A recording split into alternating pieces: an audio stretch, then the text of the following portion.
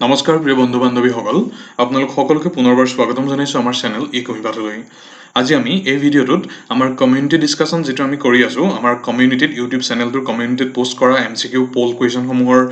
Discussion series তাৰ part 4 আমি আগবঢ়াব বিচাৰিছোঁ। ইতিমধ্যে আপোনালোকৰ জ্ঞাত যে আমি অল্টাৰনেটকৈ মডেল পেপাৰ ডিছকাশ্যন আৰু সেই কমিউনিটিত পোষ্ট কৰা MCQসমূহৰ ডিছকাশ্যন চিৰিজ কণ্টিনিউ কৰি আছোঁ। চ' আজি কমিউনিটি ডিছকাশ্যনৰ পাৰ্ট 4 আমি আপোনালোকক সেইকাৰণে প্ৰেজেণ্ট কৰিব আগবাঢ়িছোঁ। চ' পলম নকৰি মূল বিষয়বস্তুলৈ প্ৰৱেশ কৰোঁ বলক। চ' প্ৰথমে চাওঁ কুৱেশ্যন নম্বৰ 1। চ' ইয়াত 4টা ইভেণ্ট ৰখা হৈছে ইণ্ডিয়ান হিষ্ট্ৰীৰ, খুব গুৰুত্বপূৰ্ণ। প্ৰথমটো হৈছে কাকৰি কনস্পিৰেচি, বাৰ্চাদ সত্যাগ্ৰহ,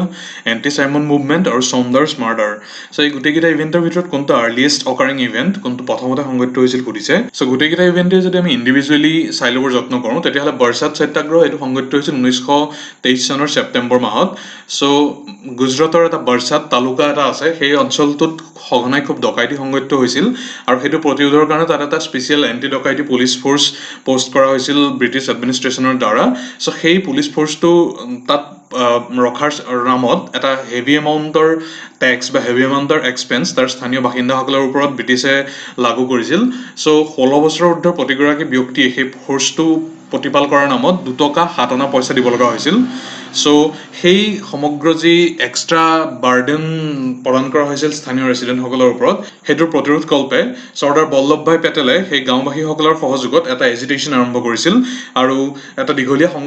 এজিটেশ্যনৰ পিছত আল্টিমেটলি গভৰ্ণমেণ্টে তেওঁলোকে সেই যি ব্যৱস্থা কৰিছিল অতিৰিক্ত কৰ আৰোপ কৰাৰ, সেইটো উঠাই ল'বলৈ বাধ্য হৈছিল। চ' বাৰ্চাদ সত্যাগ্ৰহ বহুত বেছি ছিগনিফিকেণ্ট নহয় ইভেণ্টটো, কিন্তু চৰ্দাৰ বল্লভ ভাই পেটেলে অৰ্গেনাইজ কৰা এটা অন্যতম এজিটেশ্যন এইটো আছিল, অন্যতম সত্যাগ্ৰহ আছিল। এইটো সংঘটিত হৈছিল পুনৰবাৰ কৈছোঁ 1923 চনৰ ছেপ্টেম্বৰ মাহত। নেক্সট কাকৰি কনস্পিৰেচি, এইটো খুব বহুল সমাদৃত এটা ইভেণ্ট। ইতিমধ্যে বহুখিনি ফিল্ম বা তেনেকুৱা ধৰণৰ পপুলাৰ এণ্টাৰটেইনমেণ্টতো এই কাহিনীটো বাৰম্বাৰ ৰিপিট কৰা হৈছে। চ' এইটো আছিল বেচিকেলি এটা আৰ্ম ট্ৰেইন ৰবাৰী, যিটো সংঘটিত হৈছিল লক্ষ্ণৌৰ সমীপৱৰ্তী কাকৰি নামৰ সৰু এখন টাউনত 1925 চনৰ 9 আগষ্ট তাৰিখে। চ' এই গোটেই যিটো ৰবাৰী আছিল, সেই লুটপাটটো সংঘটিত কৰিছিল এটা ৰিভলিউচনাৰী অৰ্গেনাইজেশ্যনে নতুনকৈ ফৰ্ম হোৱা, যাৰ নাম আছিল হিন্দুস্তান ৰিপাব্লিকান এছ'চিয়েশ্যন, HRA বুলি যাক চমুকৈ কোৱা হৈছিল। আৰু সেই সংগঠনটোৰ নেতৃত্বত আছিল ৰামপ্ৰসাদ বিছমিল, বিখ্যাত স্বাধীনতা সংগ্ৰামী। আৰু ৰামপ্ৰসাদ বিছমিলৰ লগত তেওঁকে ইনক্লুড কৰি টোটেল 10 গৰাকী সেই HRAৰ মেম্বাৰে এই আৰ্ম ৰবাৰীটো সংঘটিত কৰিছিল। চ' তেওঁলোকৰ ভিতৰত অন্যতম কেইটামান নাম হৈছে আছফাকুল্লা খান, চন্দ্ৰশেখৰ আজাদ এটচেট্ৰা। চ' সেই গোটেইখিনিয়ে একেলগে এই কাকৰি কনস্পিৰেচিটো সংঘটিত হৈছিল। আনফৰ্চুনেটলি এগৰাকী চিভিলিয়ানৰ মৃত্যু হৈছিল এই ঘটনাটোত, আৰু চন্দ্ৰশেখৰ আজাদক বাদ দি বাকীসকলে ইয়াৰ পৰৱৰ্তী সময়ত ব্ৰিটিছে তেওঁলোকক কৰায়ত্ব কৰিছিল আৰু শাস্তি দিছিল সেইমতে। চ' কাকৰি কনস্পিৰেচি খুব গুৰুত্বপূৰ্ণ event. Next anti Simon movement. So' এই এণ্টি চাইমন মুভমেণ্টটো বেচিকেলি চাইমন কমিশ্যন যিখন আহিছিল, যিখন ভাৰতবৰ্ষত উপস্থিত হৈছিল চাইমনৰ নেতৃত্বত 1928 চনৰ 4 ফেব্ৰুৱাৰী তাৰিখে বোম্বে চহৰত। চ' এই চাইমন কমিশ্যনখনৰ প্ৰতিৰোধ কল্পে সমগ্ৰ ভাৰতবৰ্ষৰ বিভিন্ন চহৰত, বিভিন্ন অঞ্চলত যি প্ৰতিবাদ সংঘটিত হৈছিল, সেইটোকে এণ্টি চাইমন মুভমেণ্ট বুলি কোৱা হয়। মূলতঃ 1928 চনৰ গোটেই বছৰটোতে এই মুভমেণ্টবোৰ বিভিন্ন প্ৰান্তত সংঘটিত হৈছিল, আৰু এই গোটেইখিনিৰ ভিতৰত আটাইতকৈ যিটো ইনফেমাছ আছিল ইভেণ্ট, সেইটো হৈছে 1928 চনৰ 30 অক্টোবৰ তাৰিখে লাহোৰত সংঘটিত হোৱা এটা ইভেণ্ট, য'ত ইণ্ডিয়ান নেশ্যনেলিষ্ট লালা লাজপত ৰায়, বিখ্যাত স্বাধীনতা সংগ্ৰামী লালা লাজপত ৰায়ৰ নেতৃত্বত প্ৰতিবাদকাৰীসকলে তাত প্ৰতিবাদ কৰি আছিল। আৰু সেইখিনি সময়তে লাঠিচাৰ্জৰ অৰ্ডাৰ দিয়া হৈছিল, আৰু লালা লাজপত ৰায় খুব গুৰুতৰভাৱে আহত হৈছিল আৰু পৰৱৰ্তী সময়ত তেওঁ মৃত্যুমুখত পৰিছিল। গতিকে এইটো হৈছে এণ্টি চাইমন মুভমেণ্ট ৰিলেটেড আটাইতকৈ ইনফেমাছ ইভেণ্টটো। আৰু যি চৌণ্ডাৰ্ছ মাৰ্ডাৰ আছিল, এই চৌণ্ডাৰ্ছ মাৰ্ডাৰটো এই লালা লাজপত ৰায়ৰ মৃত্যুৰ লগত জড়িত। 1928 চনৰ ডিচেম্বৰৰ 17 তাৰিখে, অৰ্থাৎ লালা লাজপত ৰায়ৰ মৃত্যুৰ প্ৰায় 1.5 মাহৰ পিছত ভগত সিং, শিৱৰাম ৰাজগুৰু তেওঁলোকে জন চৌণ্ডাৰ্ছ নামৰ এগৰাকী এছিষ্টেণ্ট এছপিক হত্যা কৰিছিল। মূলতঃ টাৰ্গেট আছিল জেমছ স্কট নামৰ ছুপাৰিণ্টেণ্ডেণ্ট অফ পুলিচজন, যিজনে বিশ্বাস কৰা হৈছিল এই লালা লাজপত ৰায় আৰু তেওঁৰ সতীৰ্থসকলক লাঠিচালনাৰ অৰ্ডাৰটো দিছিল বুলি। কিন্তু জেমছ স্কটৰ পৰিৱৰ্তে ভুলবশতঃ জন চৌণ্ডাৰ্ছ নামৰ জুনিয়ৰ যিগৰাকী পুলিচ অফিচিয়েল আছিল, তেওঁকে হত্যা কৰা হৈছিল। চ' এই গোটেই কাহিনীটোত, এই গোটেই হত্যাকাণ্ডটোত ভগত সিং আৰু শিৱৰাম ৰাজগুৰুক সহযোগিতা আগবঢ়াইছিল সুখদেৱ থাপাৰ আৰু চন্দ্ৰশেখৰ আজাদে। আৰু এই ঘটনাটো সংঘটিত হোৱাৰ পৰৱৰ্তী সময়ত 1931 চনৰ মাৰ্চ মাহৰ 23 তাৰিখে ভগত সিং আৰু তেওঁৰ সতীৰ্থ ৰাজগুৰু আৰু সুখদেৱক লাহোৰ জেইলত ফাঁচী কাঠত ওলোমোৱা হৈছিল। চ' গোটেই 4টা ইভেণ্ট যদি আমি লক্ষ্য কৰোঁ, তেতিয়াহ'লে আটাইতকৈ প্ৰথমে হৈছিল বাৰ্চাদ সত্যাগ্ৰহ 1923 চনত। গতিকে সেইটোৱেই এই প্ৰশ্নটোৰ শুদ্ধ উত্তৰ। নেক্সট কুৱেশ্যন নম্বৰ 2 ইয়াত কৈছে যে বীৰশৈৱা বা যাক লিংগায়ত বুলিও কোৱা হয় চ' তেওঁলোকৰ ৰিলেটেড দুটা ষ্টেটমেণ্ট ৰখা হৈছে প্ৰথমটো হৈছে they did not believe in the concept of rebirth আৰু ছেকেণ্ডটো হৈছে যে এই বিশেষ পন্থাত বিশ্বাসী যিসকল ব্যক্তি তেওঁলোকৰ মৃত্যুৰ পিছত তেওঁলোকক বাৰীত কৰা হয় ক্ৰিমেশ্যনৰ পৰিৱৰ্তে তেওঁলোকক বাৰী কৰা হয় আৰু এইটো বিশ্বাস কৰা হয় যে soul of the deity will be united with Shiva so' কোনকেইটা শুদ্ধ সুধিছে চ' এই ট্ৰেডিশ্যনটোৰ বিষয়ে যদি আমি চমুকৈ চাব যত্ন কৰোঁ তেতিয়াহ'লে এই লিংগায়তিজিম বা বীৰশৈৱাইজিম এইটো হৈছে মূলতঃ এটা হিন্দু ধৰ্মৰ যি শৈৱাইট ছেকশ্যন সেই শৈৱপন্থী যিসকল আছে তেওঁলোকৰ এটা নিৰ্দিষ্ট ফ্ৰেকশ্যনে উপাসনা কৰা এটা বিশেষ বিশ্বাস লিংগায়তিজিম আৰু এইটোৰ মূলতঃ ইয়াৰ যিটো বীৰশৈৱাইজিম বুলি ইয়াক চিনোনিমাছলি কোৱা হয় কিন্তু বীৰশৈৱা ট্ৰেডিশ্যনটো কিছু পুৰণি পৰৱৰ্তী সময়ত ইয়াক ৰিভাইভ কৰিছিল কৰ্ণাটকৰ 12th century ফিলচফাৰ বাসৱে চ' সেই বাসৱৰ দ্বাৰা যিটো ৰিভাইভ কৰা কালচাৰ ৰিভাইভ কৰা ট্ৰেডিশ্যন সেইখিনিক লিংগায়তিজিম বুলি মূলতঃ কোৱা হৈছিল এই যিটো লিংগায়ত কালচাৰ এইটো সম্পূৰ্ণৰূপে মনোথেইষ্ট আছিল অৰ্থাৎ কেৱল মাত্ৰ এজন ঈশ্বৰক বিশ্বাসী আছিল আৰু সেইগৰাকী আছিল তেওঁলোকৰ মতে শিৱ যিটো লিংগ ফৰ্মত তেওঁলোকে বিশ্বাস কৰিছিল আৰু যিটো হিন্দু ট্ৰিনিটি কনচেপ্ট আছে ব্ৰহ্মা বিষ্ণু মহেশ্বৰ চ' সেই কনচেপ্টটোক তেওঁলোকে সম্পূৰ্ণৰূপে ৰিজেক্ট কৰিছিল আৰু এই যিটো বীৰশৈৱা ট্ৰেডিশ্যন এই ট্ৰেডিশ্যনটোৱে যিটো বৈদিক অথৰিটি হিন্দু ধৰ্মৰ মূল উপাসনা গ্ৰন্থ বেদসমূহৰ যি কৰ্তৃত্ব সেই কৰ্তৃত্বক সম্পূৰ্ণৰূপে তেওঁলোকে নাকচ কৰিছিল আৰু তেওঁলোকে পুনৰ্জন্ম বা আত্মাৰ পুনৰ্মিলন জাতীয় যিসমূহ কনচেপ্ট আছিল সেইসমূহ সম্পূৰ্ণৰূপে তেওঁলোকে ডিনাই কৰিছিল ইয়াৰ উপৰি এইটো এটা ব্ৰাহ্মণিকেল ইনফ্লুৱেঞ্চ যিটো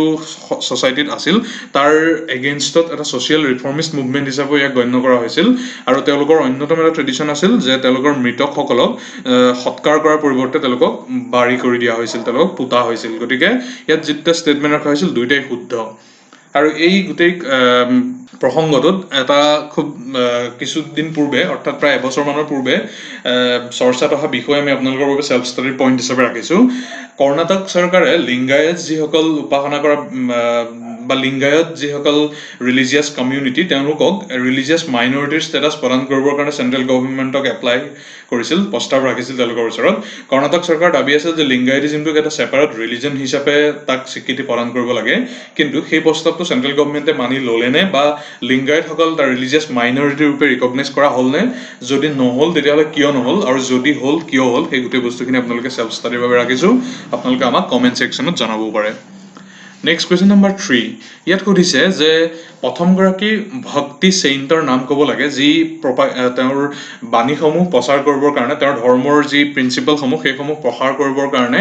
হিন্দীক এটা মিডিয়াম হিচাপে অৰ্থাৎ ভাৰ্নাকুলাৰ ছাবজেক্টক মিডিয়াম হিচাপে ব্যৱহাৰ কৰিছিল so' first bhakti saint who use Hindi for the propagation of his message আৰু অপশ্যনখিনি হৈছে দাদু কবিৰ ৰামানন্দ আৰু তুলসীদাস আৰু শুদ্ধ উত্তৰটো হৈছে অপশ্যন চিত উল্লেখিত ৰামানন্দ চ' স্বামী ৰামানন্দ আছিলে এগৰাকী চতুৰ্দশ শতিকাৰ বৈষ্ণৱ ডিভোচনেল পয়েট চেইণ্ট তেওঁ নৰ্থ ইণ্ডিয়াৰ পৰা বিলং কৰিছিল আৰু তেওঁক বৈৰাগী সম্প্ৰদায় যিটো বৰ্তমান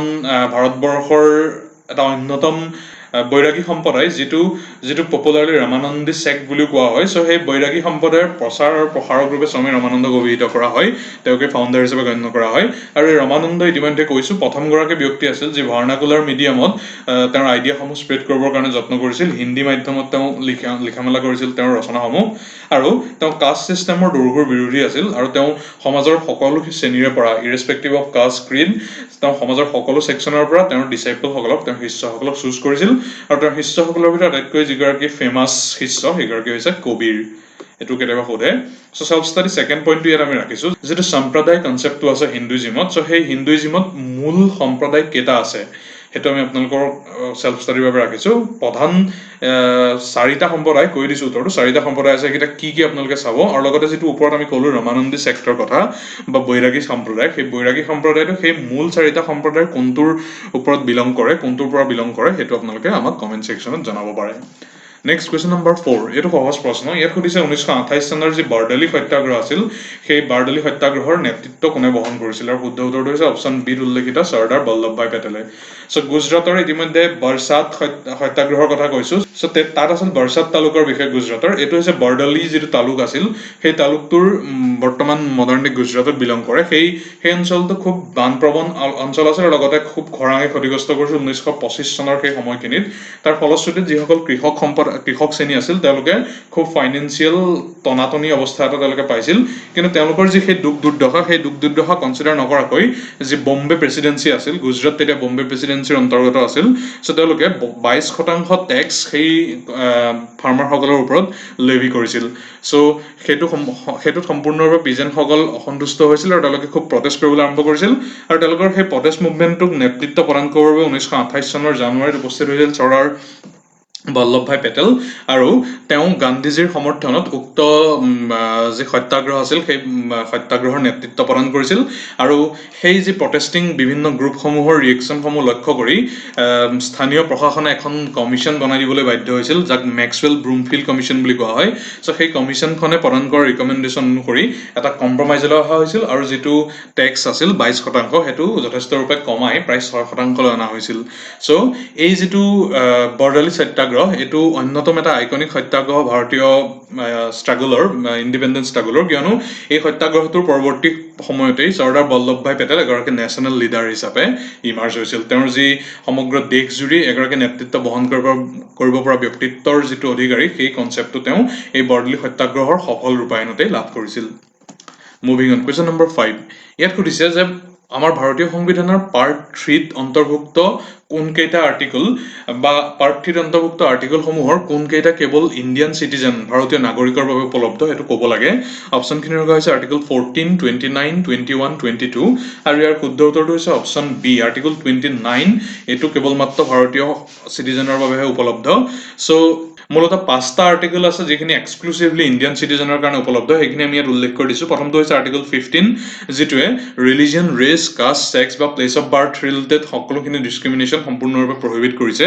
সেকেন্ডটো হৈছে আৰ্টিকল 16 যিটোত আছে পাব্লিক এমপ্লয়মেন্ট বা চৰকাৰী নিযুক্তিৰ ক্ষেত্ৰত সকলো সমান সুবিধা পাব লাগিব সেই সংক্ৰান্তত আৰ্টিকল 16 আছে দেন আৰ্টিকল 19 এটো হৈছে fundamental right in relation to freedom so সেই তাৰ 6টা আছে আৰ্টিকল 19ত 6টা স্বাধীনতাৰ বিষয়ে উল্লেখ আছে প্ৰথমটো হৈছে স্পীচ এণ্ড এক্সপ্ৰেছনৰ স্বাধীনতা দ্বিতীয়টো হৈছে পিসফুল এছেম্বলিৰ স্বাধীনতা তৃতীয়টো হৈছে এছ'চিয়েশ্যন বা ইউনিয়ন ফৰ্ম কৰাৰ স্বাধীনতা চতুৰ্থটো হৈছে ভাৰতবৰ্ষৰ সমগ্ৰ যি মাটিকালিৰ ভিতৰত সম্পূৰ্ণ মুক্তৰূপে বিচৰণ কৰাৰ স্বাধীনতা পঞ্চমটো হৈছে টু ৰিচাইড এণ্ড সেটেল ভাৰতবৰ্ষৰ যিকোনো প্ৰান্ততে বসবাস কৰা বা সংস্থাপিত হোৱাৰ স্বাধীনতা আৰু অন্তিমটো হৈছে টু প্ৰেক্টিচ এনি প্ৰফেশ্যন বা নিজৰ পছন্দ মতে যিকোনো বৃত্তি বা যিকোনো অকুপেশ্যন প্ৰেক্টিচ কৰাৰ স্বাধীনতা এইখিনি হৈছে আৰ্টিকল 19 এটো গুৰুত্বপূৰ্ণ দেন লাষ্টত আছে আৰ্টিকল 29 আৰু আৰ্টিকল 30 এইকেইটা ৰিলিজিয়াছ মাইনৰিটিৰ লগত বা মাইনৰিটিৰ লগত জড়িত সো আৰ্টিকল 29ত কৈছে যে মাইনৰিটি ৰিলেটেড সকলোখিনি ল্যাঙ্গুৱেজ স্ক্ৰিপ্ট আৰু কালচাৰ সেইখিনি প্ৰটেক্ট হ'ব লাগিব নট অনলি ৰিলিজিয়াছ মাইনৰিটি এইটো ভুল নুবুজিব আৰু আৰ্টিকল 30ত কোৱা হৈছে যে মাইনৰিটিছ সকলে তেওঁলোকে নিজে এডুকেশ্যনেল ইনষ্টিটিউচন তেওঁলোকে এষ্টাব্লিছ কৰি এডমিনিষ্টাৰ কৰিব পাৰিব সো এইকেইটা হৈছে বিশেষভাৱে ইণ্ডিয়ান সিটিজেনৰ কাৰণে এক্সক্লুসিভলি থকা ৰাইট আৰু ইয়াত যিটো অপচন 4টাৰ ভিতৰত আৰ্টিকল 29 টো আছে so that will be the correct answer option B এইখিনিতে সেলফ ষ্টাডিৰ কাৰণে আনটা পইণ্ট ৰাখিছো আপোনালোকক বিশেষভাৱে সুধিছো যে আৰ্টিকল 18 তাত কি উল্লেখ আছে আৰু সেই আৰ্টিকল 18 টো ইণ্ডিয়ান সিটিজেনৰ কাৰণে এক্সক্লুসিভ বুলি আমি ক'ব পাৰোনে সো এই সংক্ৰান্তত আপোনালোকৰ কমেন্ট আমাক কমেন্ট সেকশনত জনাব পাৰে নেক্সট কুৱেশ্যন নম্বৰ 6 ইয়াত ভাৰতবৰ্ষৰ যি মনসুন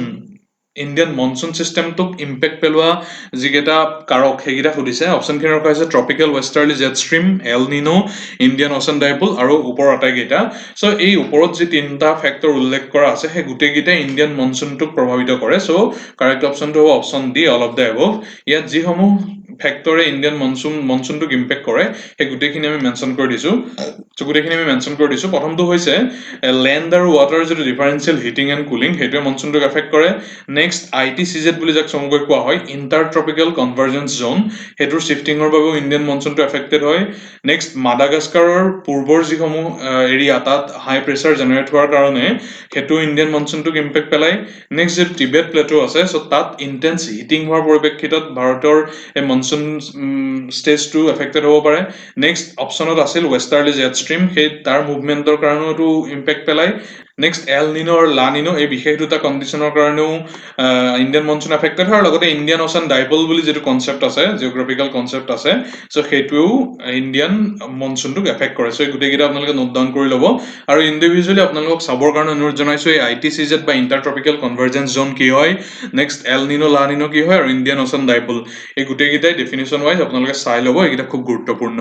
আৰু স্পেচিফিকেলি চেল্ফ ষ্টাডিৰ কাৰণে আমি ইয়াত এটা পইণ্ট ৰাখিছোঁ, সেইটো হৈছে এটা বিশেষ টাৰ্ম আছে এই মনচুন বা গোটেই ফেনমেনাটো ৰিলেটেড, সেইটো হৈছে মেংগো চাৱাৰ। চ' মেংগো চাৱাৰটো কি আপোনালোকে ডিফাইন কৰিব লাগে, আৰু এই মেংগো চাৱাৰৰ আছামিজ এটা কাউণ্টাৰ পাৰ্ট আছে, অৰ্থাৎ মেংগো চাৱাৰটো স্পেচিফিকেলি আপোনালোকক কৈ দিছোঁ, এইটো দক্ষিণ ভাৰত আৰু কেৰেলা বা সেই সম্পৱৰ্তী ৰাজ্যসমূহৰ ক্ষেত্ৰত মেংগো চাৱাৰ দেখা যায়। চ' একে সময়তে একেধৰণৰ ফেনমেনন কিছুমান দেশৰ বিভিন্ন প্ৰান্তত লক্ষ্য কৰা যায়। চ' তেনেকুৱা এটা ফেনমেননে সেই একেখিনি সময়তে অসমত লক্ষ্য কৰা দেখা যায়। চ' সেই ফেনমেননটো কি, অৰ্থাৎ মেংগো চাৱাৰৰ আছামিজ কাউণ্টাৰ পাৰ্টটো কি। Next question number 7, Bansagar canal এইটো কোনখন ৰাজ্যত অৱস্থিত সুধিছে। বানসাগৰ কেনেল ৰিচেণ্টলি চৰ্চালৈ আহিছিল খুব এটা আনফৰ্চুনেট ৰিজনত, চ' সেইটো আমি আলোচনা কৰিম। প্ৰথমতে চাওঁ বানসাগৰ কেনেল ক'ত অৱস্থিত, আৰু শুদ্ধ উত্তৰটো হৈছে মধ্যপ্ৰদেশত অৱস্থিত। মধ্যপ্ৰদেশৰ এইটো হৈছে এটা মাল্টিপাৰ্পাছ ৰিভাৰ ভেলী প্ৰজেক্ট, যিটো সোন নদীত আছে, আৰু এইটো ইৰিগেশ্যন আৰু হাইড্ৰ ইলেক্ট্ৰিক পাৱাৰ জেনেৰেশ্যন দুইটা পাৰ্পাছতে ব্যৱহাৰ কৰা হয়। এই বানসাগৰ কেনেল প্ৰজেক্টটো 1978 চনতে আৰম্ভ হৈছিল, আৰু ৰিচেণ্টলি জুলাই 2018 ইয়াক নৰেন্দ্ৰ মোদীয়ে ইনগ্ৰেট কৰিছে। এইটো হৈছে মধ্যপ্ৰদেশ, উত্তৰ প্ৰদেশ আৰু বিহাৰৰ এটা জইণ্ট ভেঞ্চাৰ। মনত ৰাখিব, এইটো কেনেল প্ৰজেক্টৰ ক্ষেত্ৰত, যিটো ইৰিগেশ্যনৰ ক্ষেত্ৰত ব্যৱহাৰ হ'ব। আৰু তাৰ সমান্তৰালভাৱে এই ডেমটোতে হাইড্ৰ ইলেক্ট্ৰিক পাৱাৰ প্লেণ্টটো এষ্টাব্লিছ কৰা আছে, যিটোৱে মধ্যপ্ৰদেশৰ কাৰণে প্ৰায় 425 মেগাৱাট বিদ্যুৎ তেওঁলোকে উৎপন্ন কৰিব। আৰু আনফৰ্চুনেট ৰিজন যিটোৰ কাৰণে বানসাগৰ ডেমটো চৰ্চাত আহিছিল, সেইটো হৈছে প্ৰায় 2 মাহ পূৰ্বে 2021 চনৰ ফেব্ৰুৱাৰী মাহত এটা হৰিফিক বাছ এক্সিডেণ্ট সংঘটিত হৈছিল, যিটোত মধ্যপ্ৰদেশৰ সিন্ধি ডিষ্ট্ৰিক্টত এই বানসাগৰ কেনেলত এখন বাছ পতিত হৈছিল, যাৰ ফলত প্ৰায় 45 জনতকৈ অধিক ব্যক্তি মৃত্যুমুখত পৰিব লগা হৈছিল, যিটোৰ কাৰণে নেশ্যনেল মিডিয়াত বানসাগৰ ডেমটো চৰ্চালৈ আহিছিল। নেক্সট কুৱেশ্যন 8, চ' এইটো হৈছে ইকনমিক্সৰ এটা নিউমেৰিকেল বেছড বা খুব বেছি কনচেপচুৱেল প্ৰশ্ন। এইটো আমি চিম্পলি আপোনালোকক উত্তৰটো জনাম, ইনডেপথ এনালাইচিছৰ কাৰণে খুব দীঘলীয়া সময়ৰ প্ৰয়োজন হয়, গতিকে আপোনালোকে নিজে সেইটো চৰ্চাটো কৰি ল'ব। চ' কুৱেশ্যনটো হৈছে যে প্ৰথমতে ই কুঁহিপাতে, ধৰা হওক আমি ই কুঁহিপাতে 100 টকা SBI যিকোনো এটা ব্ৰাঞ্চত আমি ডিপজিট কৰিলোঁ। এতিয়া যদি CRR কেছ ৰিজাৰ্ভ ৰেচিঅ' যিটো আছে, যিটো বেংকে RBIৰ ওচৰত জমা ৰাখিব লাগে, যদি CRRটো যদি 10% হয়, তেতিয়াহ'লে যিটো মানি চাপ্লাই বুলি কনচেপ্ট আছে, সেই মানি চাপ্লাইৰ ভেলু কি হ'ব। চ' প্ৰভাইডেড গোটেই যিটো ইকনমি সেইটো কমপ্লিটলি ফাংচনেল ইকনমি। চ' ভাৰতবৰ্ষৰ ইকনমিটো বা আমাৰ উন্নয়নশীল দেশসমূহৰ ইকনমিটো সম্পূৰ্ণৰূপে ফাংচনেল ইকনমি নহয়। যদি ধৰি লোৱা হয় যে কমপ্লিটলি এটা ফাংচনেল ইকনমি হয়, অৰ্থাৎ আপুনি যিটো পইচা জমা ৰাখিব, সেই পইচাটো সম্পূৰ্ণৰূপে চাৰ্কুলেট হৈ থাকিব এণ্ডলেছলি। যিটো কমপ্লিটলি ফাংচনেল ইকনমি হয়, অৰ্থাৎ আপুনি যিটো পইচা ছেভিংছ হিচাপে বেংকত ৰাখিব, সেইটো মাল্টি ষ্টেপত সেইটো চাৰ্কুলেট হৈ থাকিব। তেনেকুৱা ধৰণৰ এটা যদি ফাংচনেল ইকনমি থাকে, তেতিয়াহ'লে মানি চাপ্লাই কি হ'ব, সেই 100 টকাটো যিটো আমি ই কুঁহিপাতে জমা ৰাখিছিলোঁ। চ' এইটো চিম্পলি আমি উত্তৰটো কেনেকৈ কৰে নিউমেৰিকেল পাৰ্চপেক্টিভৰ পৰা দেখাইছোঁ। মানি মাল্টিপ্লায়াৰ আৰু মানি চাপ্লাই সেই কনচেপ্ট দুটা কি হয় আপোনালোকে চাব যত্ন কৰিব। চ' চিম্পলি মানি মাল্টিপ্লায়াৰ আৰু CRR অৰ্থাৎ কেছ ৰিজাৰ্ভ ৰেচিঅ'ৰ ৰিলেশ্যনটো হৈছে money multiplier is equal to 1/CRR, অৰ্থাৎ 1/0.1 অৰ্থাৎ 10. So' money multiplier will be 10 আৰু money supply will be original amount multiplied by money multiplier, অৰ্থাৎ যিটো অৰিজিনেল 100 টকা ৰখা হৈছিল সেইটো 10 টাইমছ মাল্টিপ্লাই হৈ যাব, আৰু টোটেল যিটো মানি চাপ্লাই সেইটো 1000 টকা হ'বগে। চ' চিম্পলি অপশ্যন বিটো শুদ্ধ। এইটো এনেকৈ পোনপটীয়াভাৱে বুজাবলৈ অসুবিধা, দীঘলীয়া সময়ৰ প্ৰয়োজন হয়। আপোনালোকে এইটো ইন ডিটেইলছত চাবৰ কাৰণে মুনালৰ ভিডিঅ' চাব পাৰে, বা আপোনালোকে ইণ্ডিভিজুৱেলি পঢ়ি ল'বও পাৰে। নেক্সট কুৱেশ্যন নম্বৰ 9, এইটো 1937 চনত 1937 যি সমগ্ৰ দেশতে প্ৰভিন্সিয়েল ইলেকশ্যন হৈছিল, সেইটোৰ সংক্ৰান্তত ৰখা হৈছে, যিটো কংগ্ৰেছ মিনিষ্ট্ৰী আছিল in relation to date. So' statement 1ত কৈছে যে অসম প্ৰভিন্সৰ ক্ষেত্ৰত যদিও কংগ্ৰেছে ইনিচিয়েলি তেওঁলোকে মেজৰিটি লাভ কৰা নাছিল, কিন্তু পৰৱৰ্তী সময়ত মিনিষ্ট্ৰী তেওঁলোকে ফৰ্ম কৰিছিল। আৰু ষ্টেটমেণ্ট 2ত কৈছে যে মুছলিম লীগে কোনো প্ৰভিন্সতেই মেজৰিটি লাভ কৰা নাছিল। So' in relation to 1937 provincial election, এই দুটা ষ্টেটমেণ্টৰ কোনকেইটা শুদ্ধ। চ' শুদ্ধ উত্তৰটো হৈছে দুইটাই শুদ্ধ, কিয়নো 1937 যিটো প্ৰভিন্সিয়েল ইলেকশ্যন হৈছিল, সেইটো মূলতঃ 11খন প্ৰভিন্স সেই সময়ত আছিল, 11খন প্ৰভিন্সৰ কাৰণে হৈছিল। চ' তাৰে 8খন প্ৰভিন্সত কংগ্ৰেছে তেওঁলোকে মিনিষ্ট্ৰী ফৰ্ম কৰিবলৈ সক্ষম হৈছিল, কিন্তু 3খনত সক্ষম হোৱা নাছিল। তাৰ এখন হৈছে অসম, দ্বিতীয়খন হৈছে পাঞ্জাৱ, আৰু তৃতীয়খন হৈছে সিন্ধ। চ' অসমৰ ক্ষেত্ৰত যদিও কংগ্ৰেছ ছিংগল লাৰ্জেষ্ট পাৰ্টি হৈছিল, অৰ্থাৎ 108খন আসনৰ 33খন আসনত তেওঁলোকে বিজয়ী হৈছিল, কিন্তু তেওঁলোকে মেজৰিটি যিহেতু ইণ্ডিভিজুৱেল লাভ কৰা নাছিল, গতিকে মিনিষ্ট্ৰী ফৰ্ম কৰিবলৈ সক্ষম হোৱা নাছিল। তাৰ পৰিপ্ৰেক্ষিতত আছাম ভেলী মুছলিম পাৰ্টি যিটো আছিল সেই সময়ত সৈয়দ সাদুল্লাহৰ নেতৃত্বত সো তেওঁলোকে অসমৰ প্ৰথম প্ৰভিন্সিয়েল মিনিষ্ট্ৰীখন ফৰ্ম কৰিছিল সেইটো সময়ত প্ৰাইম মিনিষ্টাৰ বুলি কোৱা হৈছিল অসমৰ প্ৰাইম মিনিষ্টাৰ বুলি আৰু পঞ্জাব আৰু সিন্ধৰ ক্ষেত্ৰত তেনেদৰে ইউনিয়নিষ্ট পাৰ্টি আৰু ইউনাইটেড পাৰ্টি এই দুটা পাৰ্টিয়ে তেওঁলোকে চৰকাৰ গঠন কৰিছিল সো কংগ্ৰেছে 11খনৰ 8খনত কৰিছিল 3খনত সক্ষম হোৱা নাছিল কিন্তু পৰৱৰ্তী সময়ত অসমৰ ক্ষেত্ৰত সৈয়দ সাদুল্লাহ মন্ত্ৰীসভা পতন হৈছিল আৰু 1938 চনত গোপীনাথ বৰদলৈৰ নেতৃত্বত দ্বিতীয়খন মন্ত্ৰীসভা কংগ্ৰেছে তেওঁলোকে ফৰ্ম কৰিছিল আৰু দ্বিতীয় ষ্টেটমেণ্টত ইতিমধ্যে কোৱাৰ দৰে মুছলিম লীগে ক'তো মেজৰিটি লাভ কৰিবলৈ সক্ষম হোৱা নাছিল 11খন প্ৰভিন্সৰ এখনতো তেওঁলোকে লাভ কৰিবলৈ সক্ষম হোৱা নাছিল তেওঁলোকে সেই 11খন প্ৰভিন্স মিলাই সম্পূৰ্ণ 1585 যি সিট আছিল তাৰ ভিতৰত কেৱল মাত্ৰ 106টা সিটতহে বিজয়ী হ'বলৈ সক্ষম হৈছিল গতিকে দুইটা ষ্টেটমেণ্টে শুদ্ধ option C is the correct answer next question number 10 এটো ইকনমিক্স ৰিলেটেড কোৱেশ্চন অলপ কনসেপচুৱেল ইয়াত ওপেন মাৰ্কেট অপাৰেশন যেটো আৰবিআই কেৰি আউট কৰে সো তাৰ ৰিলেচনত দুটা ষ্টেটমেন্ট ৰাখিছে প্ৰথমটো হৈছে ওপেন মাৰ্কেট অপাৰেশনৰ ক্ষেত্ৰত আৰবিআই গভৰ্নমেন্ট সিকিউৰিটি যাক জিসেক বুলি কোৱা হয় সো গভৰ্নমেন্ট সিকিউৰিটি সেল কৰে যাৰ জৰিয়তে ইনফ্লেশনটো কাৰ্ব কৰা হয় ইনফ্লেশনটো কমাবৰ কাৰণে গভৰ্নমেন্ট সিকিউৰিটি সেল কৰে আৰু দ্বিতীয়তে যদি গভৰ্নমেন্ট সিকিউৰিটি তেওঁলোকে বাই কৰে তেতিয়া হলে তাৰ জৰিয়তে ডিফ্লেশনক ফাইট কৰিবৰ কাৰণে যত্ন কৰা হয় আৰু সেকেন্ডত কৈছে যে অপাৰেশন টুইষ্ট হৈছে এটা স্পেশাল ওপেন মাৰ্কেট অপাৰেশনৰ এক্সাম্পল সো প্ৰথমতে আমি ওপেন মাৰ্কেট অপাৰেশন কি যদি জানিবৰ যত্ন কৰোঁ তেতিয়াহলে প্ৰথমটো হৈছে open market operation is simply the buying and selling of government security issued by government in the open market so মুক্ত বজাৰত যদি গভৰ্নমেন্ট সিকিউৰিটি সমূহ ক্ৰয় আৰু বিক্ৰী কৰে তেতিয়াহলে তাক ওপেন মাৰ্কেট অপাৰেশন বুলি কোৱা হয় সো যেতিয়া আৰবিআই গভৰ্নমেন্ট এটা বন্ড বা গভৰ্নমেন্ট সিকিউৰিটিজ এটা যেতিয়া ওপেন মাৰ্কেটত তেওঁলোকে ক্ৰয় কৰে তেওঁলোকে তাৰ কাৰণে তেজাৰি বিল ইস্যু কৰিব লাগে আৰু আলটিমেটলি মানে পে কৰে সো যেতিয়া আৰবিআই এটা গভৰ্নমেন্ট সিকিউৰিটি ওপেন মাৰ্কেটত কিনে সো আলটিমেটলি তাৰ কাৰণে আৰবিআই পে কৰিব লাগে সো তাৰ ফলত যেটো মানি সাপ্লাই অৰিজিনালি আৰবিআইৰ ওচৰত থকা পইচাটো হেটো ওপেন মাৰ্কেটলৈ গুচি যায় দ্যাট মিন্স মানি সাপ্লাইটো ইনক্ৰিজ হয় সো যেতিয়া মানি সাপ্লাই ইনক্ৰিজ হয় তেতিয়া ultimately it helps in fighting deflation so যেটো ডিফ্লেশন হয় ডিফ্লেশনটো মানি সাপ্লাই বঢ়ালে সো হেটো ফাইট কৰিবলৈ সুবিধা হয় সো আলটিমেটলি এই সেকেন্ড পাৰ্টটো কাৰেক্ট সো আলটিমেটলি এই সেকেন্ড পাৰ্টটো কাৰেক্ট এতিয়া ফাৰ্স্ট ষ্টেটমেন্টৰ ফাৰ্স্ট পাৰ্টটো ৰিলেটেড যদি আমি চাব যত্ন কৰোঁ অৰ্থাৎ আৰবিআই যদি এটা গভৰ্নমেন্ট সিকিউৰিটি তেওঁলোকে বিক্ৰী কৰি দিয়ে সেল কৰে কাক সেল কৰিব প্ৰাইভেট ইন্ডিভিজুৱেল বা ইনষ্টিটিউচনক সেল কৰিব লাগিব সো দ্যাট মিন্স তেওঁলোকে সেই প্ৰাইভেট ইন্ডিভিজুৱেল বা ইনষ্টিটিউচনৰ পৰা সেই কেছটো তেওঁলোকে নিজৰ ৰিজাৰ্ভলৈ লৈ আহিলে so that means money supply সেই ইকনমিটোত কমি গ'ল আৰু যেতিয়াই মানি সাপ্লাই কমে তেতিয়াই ইনফ্লেশনটো কমে সো আলটিমেটলি কি হ'ব মানি সাপ্লাইটো ৰিডিউস হ'ব আৰু যেতিয়াই মানি সাপ্লাই ৰিডিউস হয় তেতিয়া আমি জানো যে ইনফ্লেশনটো কাৰ্ব কৰিবলৈ সহজ হয় সো এটো কাৰণে দুইটা ষ্টেটমেন্টে শুদ্ধ in relation to first statement দুইটা পাৰ্টি শুদ্ধ সো ষ্টেটমেন্ট 1 ইজ কাৰেক্ট আৰু অপাৰেশন টুইষ্ট যেটো কোৱা হৈছে সেই অপাৰেশন টুইষ্টটো হৈছে simultaneous purchase and sale of government securities under open market operations so এই অপাৰেশন টুইষ্টৰ জৰিয়তে আৰবিআই কি কৰিছে তেওঁলোকে লংগাৰ মেচিউৰিটিৰ গভৰ্নমেন্ট সিকিউৰিটি যিসমূহ আছে সেইসমূহ ক্ৰয় কৰিছে আৰু যিসমূহ শৰ্টাৰ মেচিউৰিটিৰ গভৰ্নমেন্ট সিকিউৰিটি আছে সেই ইকুৱেল এমাউন্টৰ তেওঁলোকে সেইসমূহ সেল কৰি দিছে আৰু দুইটাৰ কাৰণে ইন্ডিভিজুৱেল তেওঁলোকে 10,000 crore এলোকেট কৰিছে সো এই যেটো অপাৰেশন টুইষ্ট সেই অপাৰেশন টুইষ্টৰ জৰিয়তে মূলতঃ লং টাৰ্ম ইনভেষ্টমেন্ট এখন কান্ট্ৰিত প্ৰমোট কৰিবলৈ যত্ন কৰা হৈছে আৰু লগতে এমপ্লয়মেন্ট জেনাৰেশনকো টাৰ্গেট কৰা হৈছে আৰু এই গোটেই বস্তুখিনিকে অপাৰেশন টুইষ্ট বুলি সিম্পলি কোৱা হয় আপোনালোকে ডিটেইলছত যাবৰ কাৰণে নেটত চাব পাৰে আৰু ইয়াত আমি শৰ্ট টাৰ্ম লং টাৰ্ম মেচিউৰিটিৰ কথা আলোচনা কৰিছিলো সো গভৰ্নমেন্ট সিকিউৰিটি দুটা পৰ্যায়ত থাকে এটা হৈছে শৰ্ট টাৰ্ম সিকিউৰিটি যেটোৰ মেচিউৰিটি এমাউন্টটো এবছৰতকৈ কম হয় আৰু সেইসমূহক ইউজুৱেলি ট্ৰেজাৰী বিল বুলি কোৱা হয় আনহাতে যেটো লং টাৰ্ম সিকিউৰিটি থাকে সেই লং টাৰ্ম সিকিউৰিটিটো এবছৰতকৈ বেছি হয় আৰু সেইসমূহক ইউজুৱেলি গভৰ্নমেন্ট বন্ড বা ডেটেড সিকিউৰিটি বুলি কোৱা হয় এই গভৰ্নমেন্ট সিকিউৰিটি বা জিসেক হৈছে এটো হৈছে এটা ট্ৰেডেবল ইনস্ট্ৰুমেন্ট যেটো সেন্ট্ৰেল বা ষ্টেট গভৰ্নমেন্ট সমূহে ইস্যু কৰে সো আলটিমেটলি সেকেন্ড ষ্টেটমেন্টটো শুদ্ধ অপাৰেশন টুইষ্টটো হৈছে সিম্পলি এটা ওপেন মাৰ্কেট অপাৰেশনে